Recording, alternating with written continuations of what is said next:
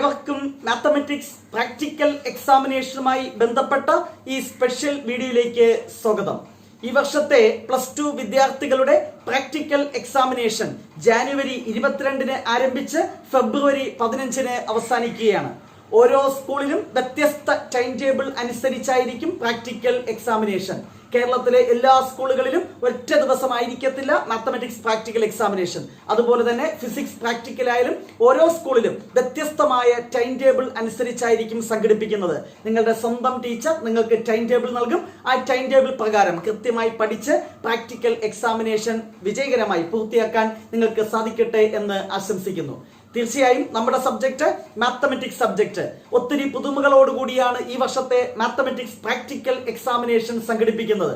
ഒരു സോഫ്റ്റ്വെയറിന്റെ സഹായത്തോടു കൂടിയാണ് മാത്തമാറ്റിക്സ് പ്രാക്ടിക്കൽ എക്സാമിനേഷൻ സംഘടിപ്പിക്കുന്നത്. അത് നിങ്ങൾക്കൊരു പ്രശ്നമുള്ള കാര്യമല്ല. ടീച്ചേഴ്സിന് കുറച്ച് പണിയുണ്ട് എന്ന് മാത്രം.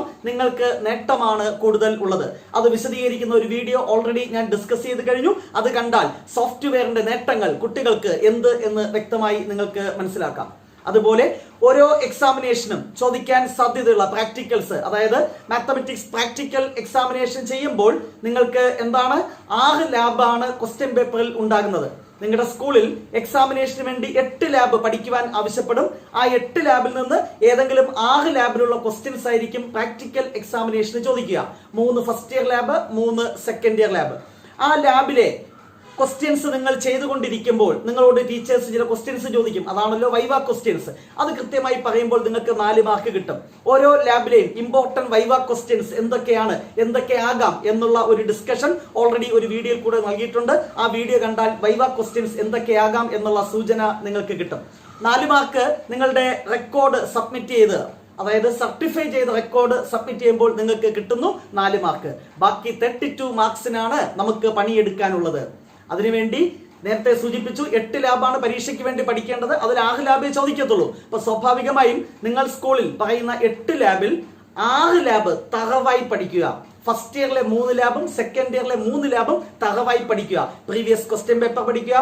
ആ ലാബിന്റെ ഡീറ്റെയിൽഡ് ക്ലാസ് കണ്ട് ആക്ടിവിറ്റീസ് എല്ലാം മനസ്സിലാക്കുക. തറവായി പഠിക്കുക. ഇനി 6 lab, remaining 2 labs previous question paper നോക്കി ജസ്റ്റ് ഒന്ന് നോക്കിക്കൊണ്ടു പോവുക. അത് ചോയ്സിൽ പോകാനാണ് സാധ്യത. കാരണം നമുക്ക് വെറും 4 ലാബ് ആൻസർ ചെയ്താൽ മതി. ഈ 6 എണ്ണത്തിൽ ഇനി 4 ആണ് നമ്മൾ ആൻസർ ചെയ്യേണ്ടത്. ഓരോ ലാബിലും 10 മാർക്കിന്റെ ക്വസ്റ്റ്യൻസ് ഉണ്ടായിരിക്കും. അതിൽ 8 മാർക്ക് ആൻസർ ചെയ്താൽ നിങ്ങൾക്ക് ആ ലാബിലെ മാക്സിമം മാർക്ക് സ്കോർ ചെയ്യാൻ സാധിക്കും. അങ്ങനെ ഓരോ ലാബിൽ നിന്നും 8 മാർക്സിനാണ് സ്കോർ ചെയ്യേണ്ടത്. 8 × 4 32 മാർക്സ് കിട്ടും. ഓരോ ലാബിലും ആദ്യമായി 2 മാർക്കിന്റെ ചോയ്സ് കൂടെ ഉൾപ്പെടുത്തിയിട്ടുണ്ട്.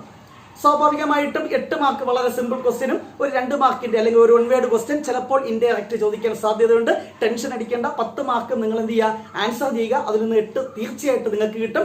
യാതൊരു സംശയവുമില്ല. ഇന്ന് ഈ വീഡിയോയിൽ ഫസ്റ്റ് ഇയർ ലാബുമായി ബന്ധപ്പെട്ട് ഓരോ ലാബിലെയും മോസ്റ്റ് ഇമ്പോർട്ടന്റ് കീ പോയിന്റ്സ്, അതായത് ആ ലാബ് ചെയ്യുമ്പോൾ നിർബന്ധമായും നിങ്ങൾ അറിഞ്ഞിരിക്കേണ്ട പ്രധാനപ്പെട്ട കീ പോയിന്റ്സ് ആണ് സൂചിപ്പിക്കുന്നത്. ഫസ്റ്റ് ഇയർ ലാബാണ് ഡിസ്കസ് ചെയ്യുന്നത്. തീർച്ചയായും ഓൾറെഡി നിങ്ങളുടെ സ്കൂളുകളിൽ ലാബ്, ഫസ്റ്റ് ഇയർ ലാബ് ഏതൊക്കെയാണെന്ന് സൂചന നൽകി കാണും. മെജോറിറ്റി സ്കൂളുകളിലും ലാബ് 1, ലാബ് 2 തീർച്ചയായും നൽകി കാണും. 99% സ്കൂളുകളിലും ഈ 2 ലാബും ഉണ്ടാകാൻ സാധ്യതയുണ്ട്.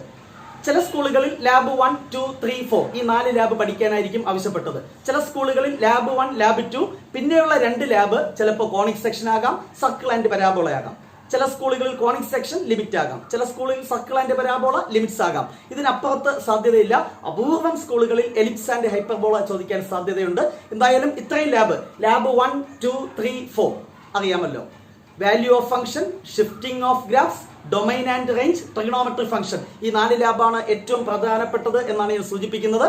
എന്നാൽ ചില സ്കൂളുകളിൽ കോണിക് സെക്ഷൻസ് ചോദിക്കാൻ സാധ്യതയുണ്ട്. ലിമിറ്റ്സ് എന്ന ലാബിൽ നിന്നുള്ള ക്വസ്റ്റ്യൻസ് ചോദിക്കാൻ സാധ്യതയുണ്ട്. സർക്കിൾ ആൻഡ് പരാബോളയും ഉൾപ്പെടുത്താൻ സാധ്യതയുണ്ട്. ഇത്രയും ലാബുകളിലെ മോസ്റ്റ് ഇമ്പോർട്ടന്റ് കീ പോയിന്റ്സ് ആണ് നമ്മൾ ഈ വീഡിയോയിൽ ഡിസ്കസ് ചെയ്യുന്നത്. So first one, lab 1 value of functions. 100% ഷുവറാണ്. എല്ലാ സ്കൂളുകളിലും എക്സാമിനേഷന് വേണ്ടി ഈ ലാബ് പഠിക്കുവാൻ ആവശ്യപ്പെട്ടിട്ടുണ്ടാകും. കാരണം വളരെ സിമ്പിൾ ആണ് ഈ ലാബ്. ഈ ലാബിൽ 8 മാർക്ക് സ്കോർ ചെയ്യാം. 1-2 സിമ്പിൾ കാര്യങ്ങൾ അറിഞ്ഞാൽ മതി. നോക്കിക്കോളൂ. എല്ലായ്പ്പോഴും സാധാരണ ലാബ് 1-ലെ ഫസ്റ്റ് ക്വസ്റ്റ്യൻ ഒരു കൺസ്ട്രക്ഷൻ ആയിരിക്കും. ആ കൺസ്ട്രക്ഷൻ ചെയ്ത് കിട്ടുമ്പോൾ കിട്ടുന്ന സംഗതിയെ പറയുന്ന പേരാണ് അപ്ലെറ്റ് എന്ന് പറയുന്നത് അല്ലെ. അപ്ലെറ്റ് കൺസ്ട്രക്ട് ചെയ്യാൻ പറയും. നിങ്ങൾ എന്ത് ചെയ്യുക, ക്വസ്റ്റ്യൻ പേപ്പറിൽ പ്രൊസീജിയർ തന്നിരിക്കും. ഒരു പ്രൊസീജിയറും കാണാതെ പഠിക്കേണ്ട, എല്ലാ സ്റ്റെപ്പും ഡീറ്റെയിൽഡ് ആയിട്ട് ക്വസ്റ്റ്യൻ പേപ്പറിൽ ഉണ്ടാകും. അത് നോക്കി കമ്പ്യൂട്ടറിന്റെ ബേസിക്സ് അറിയാമെങ്കിൽ നിങ്ങൾക്ക് അപ്ലെറ്റ് കൺസ്ട്രക്ട് ചെയ്യാൻ സാധിക്കും. എന്നിട്ട് 1 എന്നിട്ടിട്ട് ക്വസ്റ്റ്യൻ നമ്പർ ഇട്ടിട്ട് അപ്ലെറ്റ് കൺസ്ട്രക്റ്റഡ് ഇത്രയും എഴുതി എക്സ്റ്റേണൽ എക്സാമിനറെ വിളിച്ചു കാണിച്ചാൽ ആ ക്വസ്റ്റ്യന്റെ മാർക്ക് നിങ്ങൾക്ക് കിട്ടും. അപ്പോൾ നിങ്ങൾക്ക് ഒന്നാമത്തെ ലേബിൾ ഇപ്പൊ suppose f of x equal to x square, അങ്ങനെ തന്നെ ആകണമെന്നില്ല. ചിലപ്പോൾ റൂട്ട് എക്സ് എന്ന് ചോദിക്കാം, ചിലപ്പോൾ എക്സ് സ്ക്വയർ പ്ലസ് 1 എന്ന് ചോദിക്കാം, ചിലപ്പോൾ f of x equal to sine x എന്ന് ചോദിക്കാം, ചിലപ്പോൾ f of x equal to x cube എന്ന് ചോദിക്കാം, f of x equal to cube root of x, ഇങ്ങനെ ഏതെങ്കിലും ഒരു ഫംഗ്ഷൻ നൽകും. ഞാനിപ്പോൾ ഗ്രാഫ് വരയ്ക്കാൻ എളുപ്പത്തിന് വേണ്ടി എക്സ് സ്ക്വയർ എന്ന ഫംഗ്ഷൻ ആണ് നൽകിയതെന്ന് അസ്യൂം ചെയ്യുക. ചിലപ്പോൾ റൂട്ട് എക്സ് ആകാം, ഓക്കെ, എന്തും ആകാം. അപ്പോൾ ഞാനൊരു എക്സ് സ്ക്വയർ എന്ന് പറയുന്ന ഫംഗ്ഷൻ ഡ്രോ ചെയ്യാൻ പറഞ്ഞാൽ ഇൻപുട്ട് ബാറിൽ ജസ്റ്റ് എക്സ് സ്ക്വയർ എന്ന് ടൈപ്പ് ചെയ്യുക. എന്നിട്ട് എന്ത് ചെയ്യുക, നമ്മൾ ഒരു സ്ലൈഡർ ക്രിയേറ്റ് ചെയ്യാൻ, അതൊക്കെ അതിനകത്ത് നിർദ്ദേശം നൽകിയിരിക്കും, അതനുസരിച്ച് ചെയ്യുക. 3 പോയിന്റ് പ്ലോട്ട് ചെയ്യാൻ പറയും. Capital A, capital B, capital C. അതിന്റെ കമാൻഡ് ഒന്നും കാണാതെ പഠിക്കേണ്ട, ക്വസ്റ്റ്യൻ പേപ്പറിൽ നൽകും. എന്നിട്ട് എയും ബിയും കണക്ട് ചെയ്ത് ലൈൻ സെഗ്മെന്റ് ഫോം ചെയ്യുക, ബിയും സിയും കണക്ട് ചെയ്ത് ബി സി എന്ന ലൈൻ സെഗ്മെന്റ് ഫോം ചെയ്യുക. നമുക്ക് ഫംഗ്ഷൻ എന്തായിരുന്നു, എക്സ് സ്ക്വയർ എന്നായിരുന്നു function. F of x equal to x square. എങ്കിൽ നിങ്ങളുടെ ഈ അപ്ലെറ്റ് കൺസ്ട്രക്ഷൻ കഴിഞ്ഞതിന് ശേഷം രണ്ടാമത്തെ ക്വസ്റ്റിനായി using this applet find value of 3 square എന്ന് ചോദിച്ചാൽ എങ്ങനെ കണ്ടെത്തും? നമ്മുടെ സ്ലൈഡർ വാല്യൂ എഡിറ്റ് ചെയ്യാൻ ഒരു ഇൻപുട്ട് ബോക്സ് ക്രിയേറ്റ് ചെയ്യും. ആ സ്ലൈഡർ വാല്യൂ 3 എന്ന് കൊടുക്കുക. സ്ലൈഡർ വാല്യൂ എന്താണ്, 3 എന്ന് കൊടുക്കുക. എന്നിട്ട് എന്റർ ബട്ടൺ കൊടുക്കുമ്പോൾ ഈ ക്യാപിറ്റൽ ബിയുടെ y കോർഡിനേറ്റ് ആയിരിക്കും ആൻസർ. സ്വാഭാവികമായി എ എന്ന് പറയുന്നത് ഈ സ്ലൈഡർ വാല്യൂ 3 ആയിരിക്കും. അപ്പുറത്താണ് ഫംഗ്ഷന്റെ വാല്യൂ എന്തായിരിക്കും, 3 സ്ക്വയർ 9 എന്ന് കിട്ടും. സോ ഒന്നാമത്തെ ലാബിൽ ഏത് ഫംഗ്ഷൻ വന്നാലും ആൻസർ എന്ന് പറയുന്നത് ക്യാപിറ്റൽ ബിയുടെ y കോർഡിനേറ്റ്. എന്താണ് ക്യാപിറ്റൽ ബിയുടെ y കോർഡിനേറ്റ് ഓർ ക്യാപിറ്റൽ സിയുടെ y കോർഡിനേറ്റും ആൻസർ തന്നെയാണ്. കാരണം സി എന്ന് പറയുന്നത് 0, f of a ആണ്. അപ്പൊ രണ്ടും ആൻസർ ആണ്. ഏതെങ്കിലും ഒന്ന് പഠിച്ചാൽ മതി. ക്യാപിറ്റൽ ബിയുടെ y കോർഡിനേറ്റ് ആയിരിക്കും ഒന്നാമത്തെ ലാബിലെ എല്ലാ ക്വസ്റ്റിന്റെയും ആൻസർ. കൃത്യമായി മനസ്സിലാക്കുക ഈ അപ്ലെറ്റ് യൂസ് ചെയ്യുമ്പോൾ. അല്ല എങ്കിൽ ക്യാപിറ്റൽ സിയുടെ y കോർഡിനേറ്റ്.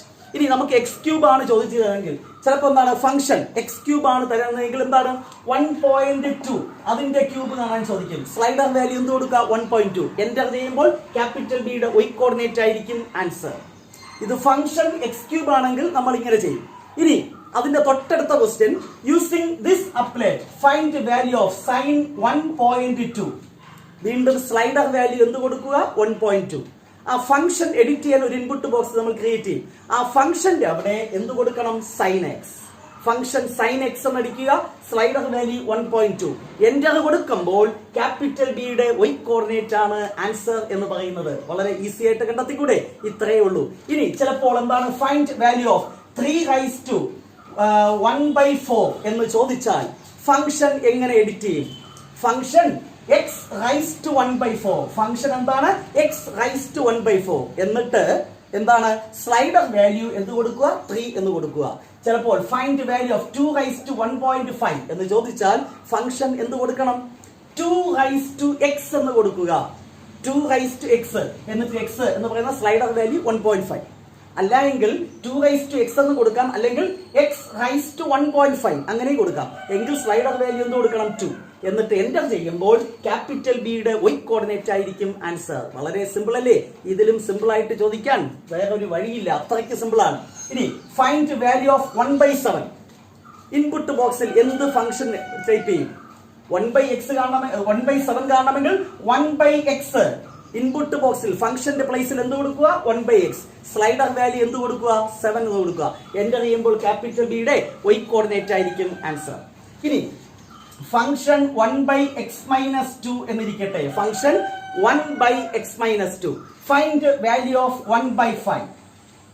ഫംഗ്ഷൻ 1/x-2 എന്ന് ടൈപ്പ് ചെയ്യുക. Find value of 1/5. അപ്പൊ എക്സിന് എന്ത് കൊടുക്കും? എക്സിന് എന്ത് കൊടുത്താൽ 1/5 കിട്ടും. അതായത് സ്ലൈഡർ വാല്യൂ ഇവിടെ എന്ത് കൊടുക്കണം, 7 കൊടുക്കുക. 7 - 2 5 കിട്ടത്തില്ലേ? അപ്പൊ സ്ലൈഡർ വാല്യൂ 7 കൊടുക്കുക. ഇത്തരത്തിൽ വളരെ സിമ്പിൾ ആയിട്ട് കാൽക്കുലേറ്റ് ചെയ്യാൻ പറ്റുന്ന കുറച്ച് ക്വസ്റ്റ്യൻസ് ആയിരിക്കും ലാബ് 1-ൽ ചോദിക്കുക. കിട്ടി മാർക്ക് 8, യാതൊരു സംശയവുമില്ല. Lab 2 shifting of graphs.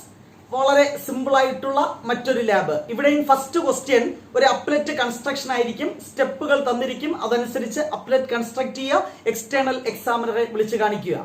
ഇവിടെ ഡൊമൈൻ ആൻഡ് റേഞ്ച് എന്ന ആശയമാണ് പ്രധാനമായും നമ്മൾ അറിഞ്ഞിരിക്കേണ്ടത്. ലാബ് 3യും ഡൊമൈൻ ആൻഡ് റേഞ്ച് തന്നെയാണ്. സോ വളരെ ഇമ്പോർട്ടന്റ് ആയിട്ടുള്ള രണ്ട് കോൺസെപ്റ്റ് ആണ് ഡൊമൈൻ ആൻഡ് റേഞ്ച്. ഇത്തരത്തിലൊരു ഗ്രാഫ് തന്നിട്ട് അതിന്റെ ഡൊമൈനും റേഞ്ചും എഴുതുക. പ്രത്യേകം ശ്രദ്ധിക്കുക, ഡൊമൈൻ എന്ന് പറഞ്ഞാൽ എക്സ് വാല്യൂ. ഇവിടെയുള്ള ഏത് എക്സ് വാല്യൂ എടുത്താലും അതിന് നമുക്ക് എന്ത് കണ്ടെത്താൻ പറ്റുന്നു? ഒരു വൈ വാല്യൂ കണ്ടെത്താൻ പറ്റുന്നു. എങ്കിൽ ഡൊമൈൻ എന്താണ്? Capital R, set of all real number. ഇങ്ങേയറ്റം മുതൽ അങ്ങേയറ്റം വരെയുള്ള ഏത് പോയിന്റ് എക്സ് വാല്യൂ എടുത്താലും അതിന്റെ ഒരു വൈ വാല്യൂ ഇമേജ് കണ്ടെത്താൻ സാധിക്കുന്നു. So domain capital R. X value എന്ന് പറയുന്നത് എന്താണ്? ഡൊമൈൻ. ഒരു ഷോർട്ട് കട്ട് ഉണ്ട്. ഇങ്ങനെ ഹൊറിസോണ്ടൽ ആയിട്ട് എക്സ് ആക്സിസ് നോക്കുമ്പോൾ സ്ക്രീൻ നിറഞ്ഞിരിക്കുകയാണെങ്കിൽ ഡൊമൈൻ എപ്പോഴും എന്തായിരിക്കും? Capital R. ഇങ്ങേയറ്റം വരെ അങ്ങേയറ്റം വരെ ഗ്രാഫ് ഉണ്ട് എങ്കിൽ domain capital R, set of all real number. U shape, V shape എല്ലാം എന്താണ്? ഡൊമൈൻ ക്യാപിറ്റൽ ആർ എന്ന് നിസ്സംശയം പറയാം. ഏത് യു ഷേപ്പ് ആണെങ്കിലും വി ഷേപ്പ് ആണെങ്കിലും ആ ഫംഗ്ഷന്റെ ഡൊമൈൻ എന്തായിരിക്കും? Capital R, set of all real numbers. ഇനി ഇതിന്റെ റേഞ്ച് എന്താണ്? റേഞ്ച് എന്ന് പറഞ്ഞാൽ വൈ വാല്യൂ എവിടെ മുതൽ എവിടം വരെ നോക്കടാ. വൈ വാല്യൂ 1 മുതൽ എന്താണ്? 2 വരെ. അപ്പോൾ ഇവിടത്തെ range closed interval 1,2. Closed interval 1,2 is the range of this function. അതുപോലെ ഇതിന്റെ ഈ ഫംഗ്ഷന്റെ ഡൊമൈൻ എന്താണ്? U shape, capital R. പരിപാടി കഴിഞ്ഞു. ഇതിന്റെ റേഞ്ച് എന്താണ്? നോക്കിക്കോ, -1 മുതൽ ഇൻഫിനിറ്റി വരെ. Closed interval -1, infinity. ഇൻഫിനിറ്റി എഴുതുമ്പോൾ എപ്പോഴും ഓപ്പൺ ബ്രാക്കറ്റ് കൊടുക്കുക. അതാണ് ഇതിന്റെ റേഞ്ച്. ഇത്തരത്തിൽ ഒരു ക്വസ്റ്റ്യൻ അതിനകത്ത് ചോദിക്കാം. പിന്നെ ഗ്രാഫ് ഷിഫ്റ്റിംഗുമായി ബന്ധപ്പെട്ട് മൂവിംഗ് അപ്വേർഡ്സ് ആണോ, മൂവിംഗ് ഡൗൺവേർഡ്സ് ആണോ, വെർട്ടിക്കൽ ഷിഫ്റ്റിംഗ് ആണോ, ഹൊറിസോണ്ടൽ ഷിഫ്റ്റിംഗ് ആണോ, അതൊക്കെ ലാബ് ആക്ടിവിറ്റീസ് പഠിച്ചപ്പോൾ നിങ്ങൾ മനസ്സിലാക്കി. അങ്ങനത്തെ ഒരു ക്വസ്റ്റ്യനും ചോദിക്കാം. ഇനി മറ്റൊരു ക്വസ്റ്റ്യൻ, നിങ്ങൾക്ക് ഒരു ഫംഗ്ഷൻ ജി എന്നൊരു ഫംഗ്ഷൻ തന്നിട്ടുണ്ടാവും. മറ്റൊരു ഫംഗ്ഷൻ തന്നിരിക്കും, അതും ജിയും കൂടെ കോയിൻസൈഡ് ചെയ്യിപ്പിക്കുക. ഇപ്പൊ ജി ഓഫ് എക്സ് എന്ന് പറയുന്നത് മോഡ് എക്സ് പ്ലസ് 1 എന്നിരിക്കട്ടെ. എന്നിട്ട് മറ്റൊരു ഫംഗ്ഷൻ നൽകും. ആ ഫംഗ്ഷനും ഇതുമായിട്ട് കോയിൻസൈഡ് ചെയ്യുമ്പോൾ slider value A and B എന്ത് എന്ന് ചോദിച്ചാൽ പ്രത്യേകം ശ്രദ്ധിക്കുക. ഏത് ഫംഗ്ഷൻ ആണോ നമുക്ക് കോയിൻസൈഡ് ചെയ്യാൻ തന്നിരിക്കുന്നത് ആ ഫംഗ്ഷന്റെ ഗ്രാഫ് കിട്ടാൻ ഇൻപുട്ട് ബാറിൽ ടൈപ്പ് ചെയ്യുക. താഴെ ഇൻപുട്ട് ബോക്സിലല്ല, താഴെ ഇൻപുട്ട് ബാറിൽ ടൈപ്പ് ചെയ്യുക. കോയിൻസൈഡ് വിത്ത് ദ ഫംഗ്ഷൻ എന്താണ്? Mod x modulus of x plus 1 എന്ന് തന്നാൽ ഈ ഫംഗ്ഷൻ ടൈപ്പ് ചെയ്യേണ്ടത് എവിടെയാണ്? ഇൻപുട്ട് ബാറിൽ. ഓക്കെ, ഏത് ഫംഗ്ഷനുമായിട്ടാണോ കോയിൻസൈഡ് ചെയ്യേണ്ടത് ആ ഫംഗ്ഷന്റെ ഗ്രാഫ് വരയ്ക്കുവാൻ വേണ്ടി ഇൻപുട്ട് ബാറിൽ ടൈപ്പ് ചെയ്യുക. എന്നിട്ട് നമ്മുടെ സ്ലൈഡർ അഡ്ജസ്റ്റ് ചെയ്ത് ജിയും ഇപ്പൊ വരച്ച ഗ്രാഫ് എന്ത് ചെയ്യുക? കോയിൻസൈഡ് ചെയ്യുമ്പോൾ എയുടെയും ബിയുടെയും വാല്യൂ എഴുതുക. അത്തരത്തിലൊരു ക്വസ്റ്റ്യൻ സ്ഥിരമായി ചോദിക്കും. പിന്നെ ഡൊമൈൻ എന്താണ് തന്നിരിക്കും, റേഞ്ച് എന്താ? ഡൊമൈനും റേഞ്ചും റെസ്ട്രിക്ട് ചെയ്യുമ്പോൾ എയുടെ വാല്യൂ എന്ത്, ബിയുടെ വാല്യൂ എന്ത്, അത് നിങ്ങൾക്ക് മനസ്സിലാക്കാൻ സാധിക്കും. ലാബിലൊക്കെ ഉള്ളത് തന്നെയാണ്.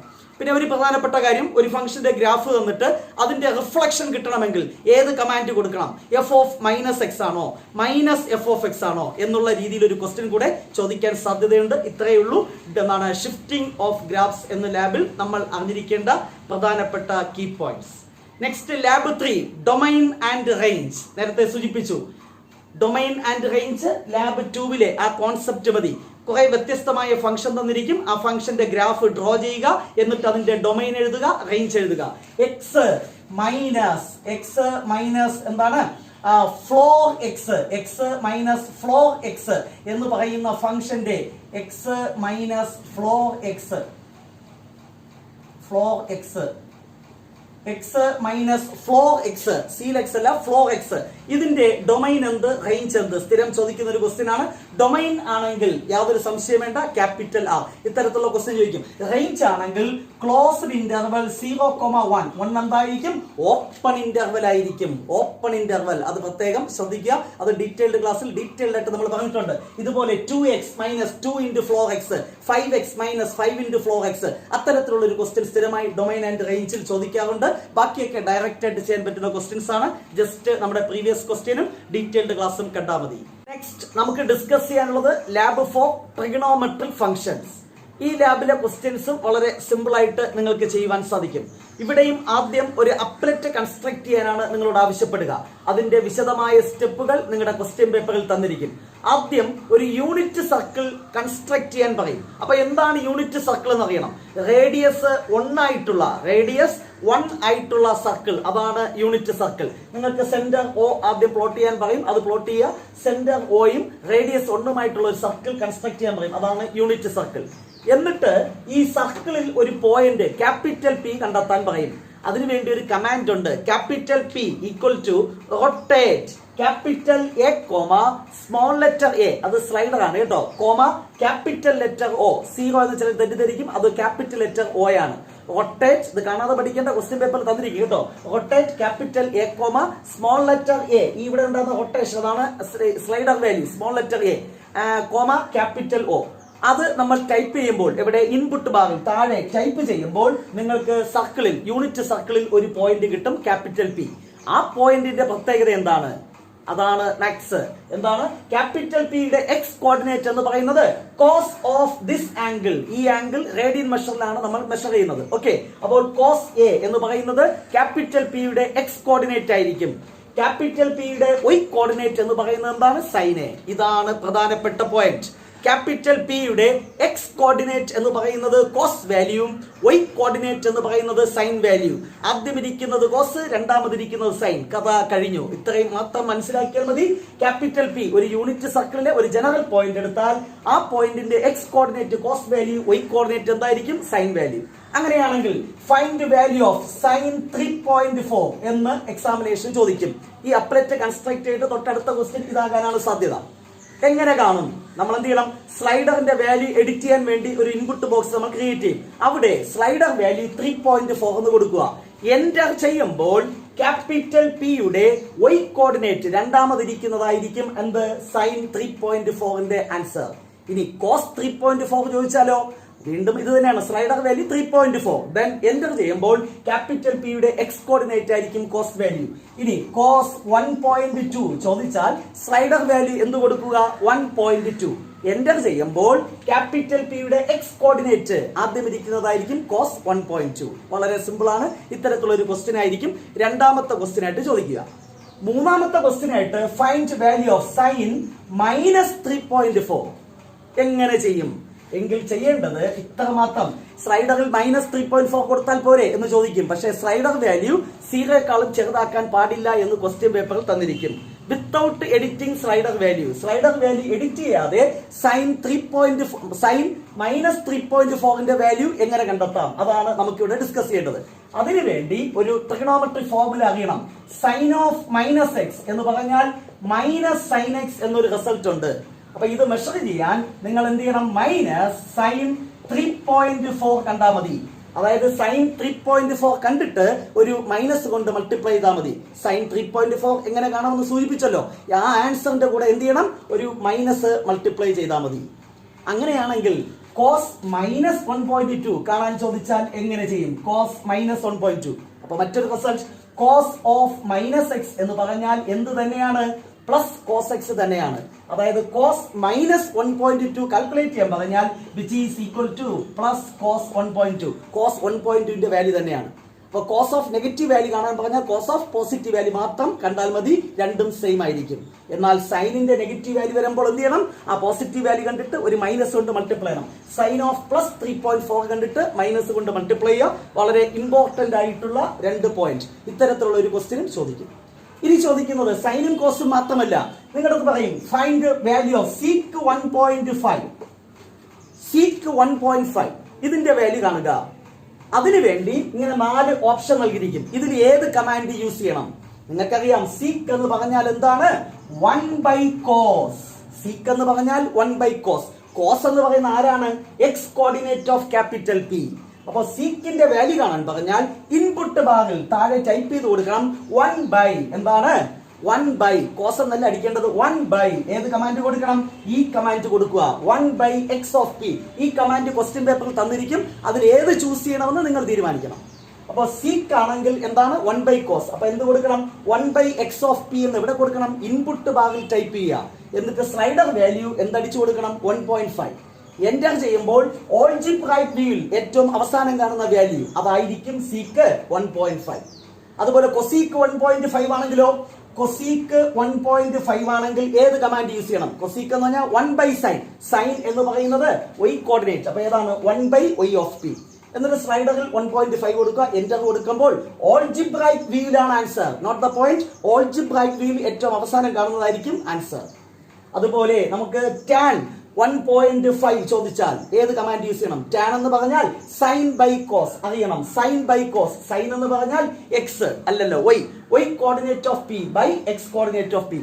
tan ചോദിച്ചാൽ ഈ കമാൻഡ് യൂസ് ചെയ്യുക, കോട്ട് ചോദിച്ചാൽ ഈ കമാൻഡ്. അത് ഭംഗിയായിട്ട് അറിയുക. ഇത്തവണ 10 മാർക്കിനായതുകൊണ്ട് തന്നെ ഒരു ക്വസ്റ്റ്യൻ കൂടെ എക്സ്ട്രാ ചോദിക്കാൻ സാധ്യതയുണ്ട്. കഴിഞ്ഞ വർഷം ഇത്രയും കാര്യങ്ങളെ ചോദിച്ചുള്ളൂ. സൈൻ എക്സിന്റെ ഗ്രാഫ് ട്രേസ് ചെയ്യണമെങ്കിൽ നമ്മൾ ഏത് പോയിന്റ് പ്ലോട്ട് ചെയ്യണം? ഒരു പോയിന്റ് പ്ലോട്ട് ചെയ്യുക, ഏത് പോയിന്റ് ആയിരിക്കും? സൈൻ എന്ന് പറയുന്നത് എന്താണ്? y കോർഡിനേറ്റ് ആണ്. എങ്കിൽ പ്ലോട്ട് ചെയ്യേണ്ട പോയിന്റ് എന്താണ്? എന്താണ്? Open bracket a, y of capital P. y of p, അതായത് ഇൻപുട്ട് ബാറിൽ a, y ഓഫ് p എന്ന് പ്ലോട്ട് ചെയ്യുമ്പോൾ ഒരു പോയിന്റ് കിട്ടും. ആ പോയിന്റിന്റെ ട്രേസ് എടുത്തിട്ട് നമ്മൾ സ്ലൈഡറിൽ എന്ത് കൊടുക്കണം? ആനിമേഷൻ കൊടുക്കണം. സ്ലൈഡറിൽ എന്താണ്? ആനിമേഷൻ കൊടുക്കുമ്പോൾ എന്ത് കിട്ടും? നമുക്ക് സൈൻ എക്സിന്റെ ഗ്രാഫ് കിട്ടും. അപ്പോൾ കോസ് എക്സിന്റെ ഗ്രാഫ് കിട്ടണമെങ്കിൽ ഏത് പോയിന്റ് പ്ലോട്ട് ചെയ്യണം? കോസ് എന്ന് പറഞ്ഞാൽ എക്സ് കോർഡിനേറ്റ്. അപ്പൊ ഏതായിരിക്കും? a, x of p. ഇത് ഇൻപുട്ട് ബാറിൽ ടൈപ്പ് ചെയ്ത് കൊടുക്കുക. എന്നിട്ട് ഒരു പോയിന്റ് കിട്ടും. ആ പോയിന്റ് ട്രേസ് അപ്ലൈ ചെയ്യുക. ആനിമേഷൻ, സ്ലൈഡറിലെ ആനിമേഷൻ ഓൺ ചെയ്യുമ്പോൾ നിങ്ങൾക്ക് എന്തിന്റെ ഗ്രാഫ് കിട്ടും? കോസ് എക്സിന്റെ ഗ്രാഫ് കിട്ടും. ഇതാണ് ട്രിഗണോമെട്രിക് ഫംഗ്ഷൻസ്. വളരെ സിമ്പിൾ ആയിട്ട് സ്കോർ ചെയ്യാൻ സാധിക്കും. Next lab 9 conic sections. വളരെ അപൂർവം സ്കൂളുകളിലെങ്കിലും അതും എക്സാമിനേഷന് ഉൾപ്പെടുത്തിയിട്ടുള്ള ഒരു ലാബ് ആകാനാണ് സാധ്യത. കുറച്ച് ബേസിക് ആയിട്ടുള്ള കാര്യങ്ങൾ അറിയണം. Conic sections. ആ കോണിക് സെക്ഷൻസ് എന്ന ലാബിൽ മിക്കവാറും ആദ്യം 1-2 സിമ്പിൾ കൺസ്ട്രക്ഷൻസ് ഒക്കെ തന്നിരിക്കും. അത് ഈസി ആയിട്ട് ചെയ്യാൻ പറ്റും. എന്നിട്ട് അവസാനം എലിപ്സുമായി ബന്ധപ്പെട്ട ഒരു ക്വസ്റ്റ്യൻ ചോദിക്കും. അപ്പൊ എലിപ്സിന്റെ ഇക്വേഷൻ അറിയണം. എന്താണ് എലിപ്സിന്റെ ഇക്വേഷൻ? x² + y² = 1. അവിടെ c² എന്ന് പറയുന്ന വാല്യൂ കാണാൻ അറിയണം. c² കാണുന്ന ഫോർമുല s² - b². ഈ സിയുടെ വാല്യൂ അഡ്ജസ്റ്റ് ചെയ്ത് ഒരു കോണിക് ഫോം ചെയ്യുന്ന ക്വസ്റ്റ്യൻ ചോദിക്കാൻ സാധ്യതയുണ്ട്. എലിപ്സ് ആണെങ്കിൽ c² = എന്താണ്? s² - b². ഹൈപ്പർബോള ആണെങ്കിലോ c² = s² + b². ഇക്വേഷനിൽ സെന്ററിൽ എന്ത് വരും? മൈനസ് വരും. അപ്പൊ അത് ഭംഗിയായിട്ട് അറിയണം. ഇനി എലിപ്സിന്റെ ഫോക്കൈ എന്ന് പറയുന്നത് എന്താണ്? ± c, 0. വെർട്ടിസസ് എന്ന് പറയുന്നത് എന്താണ്? ± a, 0. ഇത്രയും കാര്യങ്ങളൊക്കെ അറിഞ്ഞാൽ മതി. ബാക്കിയൊക്കെ കോണിക് സെക്ഷൻ ലാബിൽ ഡയറക്റ്റ് ആയിട്ട് ചോദിക്കാനാണ് സാധ്യത. കൺസ്ട്രക്ഷൻ ഉണ്ട്, അത് സ്റ്റെപ്പുകൾ തന്നിരിക്കും. ആ സ്റ്റെപ്പ് അനുസരിച്ച് ചെയ്യുക. വേറെ പ്രശ്നമൊന്നും തന്നെ അതിൽ ഉണ്ടാകാൻ സാധ്യതയില്ല. Next lab 10 circle and parabola. സർക്കിളിന്റെ ഇക്വേഷൻ അറിഞ്ഞേ പറ്റൂ. എന്താണ് standard equation? x - h the whole square plus y - k the whole square equal to r². Not the point. അറിയണം. Centre h, k and radius r ആയിട്ടുള്ള സർക്കിളിന്റെ equation ആണ് ഇത്. അപ്പോൾ equation ഇങ്ങനെ തന്നാൽ അതിൽ നിന്ന് സെന്റർ എങ്ങനെ കണ്ടെത്തും? h, k. റേഡിയസ് വലത് സൈഡിൽ ഇരിക്കുന്നതിന്റെ സ്ക്വയർ റൂട്ട്. ഈ കഥകൾ അറിയണം. പിന്നെ വളരെ പ്രധാനപ്പെട്ട ഒരു പോയിന്റ് എന്ന് പറഞ്ഞാൽ സർക്കിളിൽ ചോദിക്കാൻ സാധ്യതയുള്ളത് എന്താണ്? 2 പോയിന്റ്. ഈ 2 പോയിന്റും സർക്കിളിലെ പോയിന്റ് ആണെങ്കിൽ സ്വാഭാവികമായിട്ട് ഇത് a എന്ന് കൊടുക്കാം, ഇത് b എന്ന് കൊടുക്കാം. ഇത് സർക്കിളിലെ പോയിന്റ് ആണെങ്കിൽ ഈ ഇവ തമ്മിൽ കണക്ട് ചെയ്യുന്ന ലൈൻ സെഗ്മെന്റ് എന്തായിരിക്കും? സർക്കിളിന്റെ കോഡ്. ഒരു സർക്കിളിന്റെ കോഡിന്റെ പ്രത്യേകത എന്താണ്? The perpendicular bisector of the കോഡ്. എന്താണ്? The perpendicular bisector of the കോഡ് passing through the centre of the circle. ഈ ഐഡിയ ഉപയോഗിച്ച് ഒരു ക്വസ്റ്റ്യൻ ചോദിക്കാൻ സാധ്യതയുണ്ട്. എന്താണ്?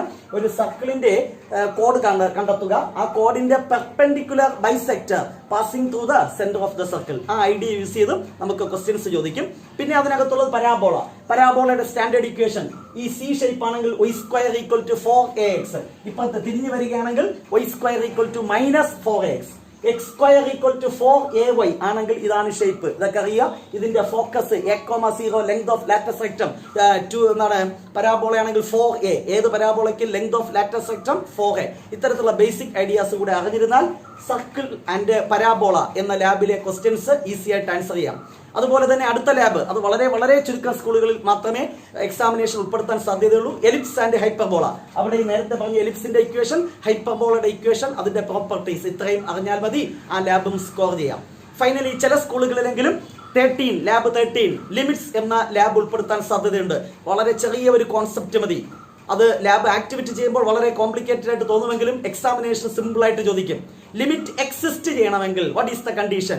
ലെഫ്റ്റ് ലിമിറ്റും റൈറ്റ് ലിമിറ്റും ഈക്വൽ ആയിരിക്കണം. ലെഫ്റ്റ് ലിമിറ്റും റൈറ്റ് ലിമിറ്റും ഈക്വൽ ആണെങ്കിൽ ലിമിറ്റ് എക്സിസ്റ്റ് ചെയ്യും, അതർവൈസ് ലിമിറ്റ് ഡസൻ എക്സിസ്റ്റ്. ഇത് മാത്രം മതി, ഒരൊറ്റ കോൺസെപ്റ്റ് മതി ലിമിറ്റ് എന്ന പ്രാക്ടിക്കൽസ്, ലിമിറ്റ് എന്ന ലാബിലെ ക്വസ്റ്റ്യൻസ് ചെയ്യുവാൻ. സോ ഞാൻ നേരത്തെ സൂചിപ്പിച്ചു, ലാബ് 1, ലാബ് 2, ലാബ് 3, ലാബ് 4 ഈ 4 ലാബായിരിക്കും മെജോറിറ്റി സ്കൂളുകളിലും പ്രാക്ടിക്കൽ എക്സാമിനേഷന് വേണ്ടി പഠിക്കുവാൻ പറയുക.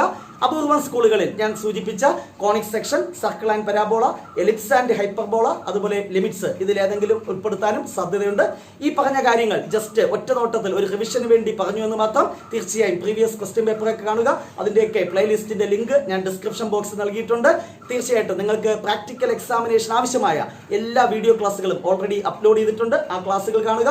വൈവ ക്വസ്റ്റ്യൻ ഉൾപ്പെടെ അപ്ലോഡ് ചെയ്തിട്ടുണ്ട്. തീർച്ചയായും നിങ്ങൾക്ക് നേടാം 40 ഔട്ട് ഓഫ് 40, യാതൊരു സംശയമില്ല. എല്ലാവിധ ആശംസകളും.